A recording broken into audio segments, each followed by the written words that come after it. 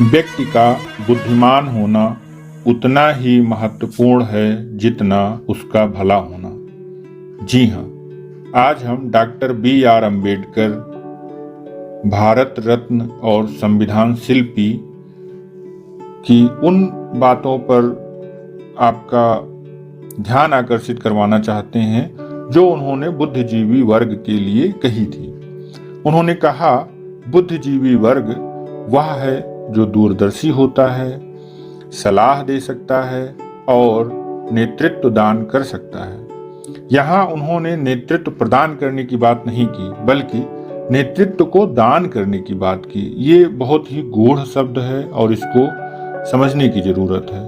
उन्होंने आगे कहा, किसी भी देश की अधिकांश जनता विचारशील एवं क्रियाशील जीवन व्यतीत नहीं करती। ऐसे लोग प्रायः बुद्धिजीवी वर्ग का अनुकरण और अनुगमन करते हैं। उन्होंने कहा,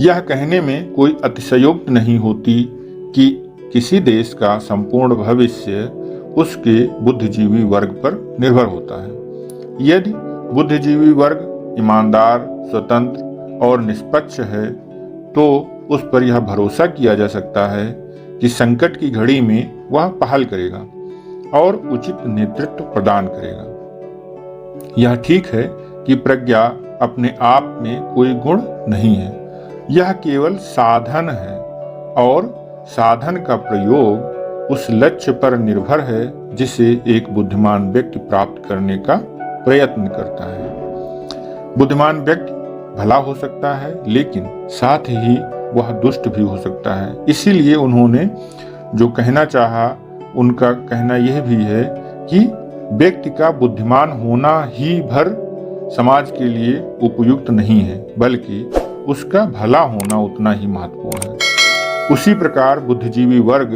उच्च विचारों वाले व्यक्तियों का एक दल हो सकता है जो सहायता करने के लिए तैयार रहता है और पथभ्रष्ट लोगों को सही रास्ते पर लाने के लिए तैयार रहता है। डॉक्टर अम्बेडकर के बुद्धिजीवियों को लेकर इस विचार को अगर हम सार रूप में कहना चाहें तो वो जितना उनके समय में प्रासंगिक था, उससे कहीं अधिक आज और आने वाले कल में प्रासंगिक हो सकता है।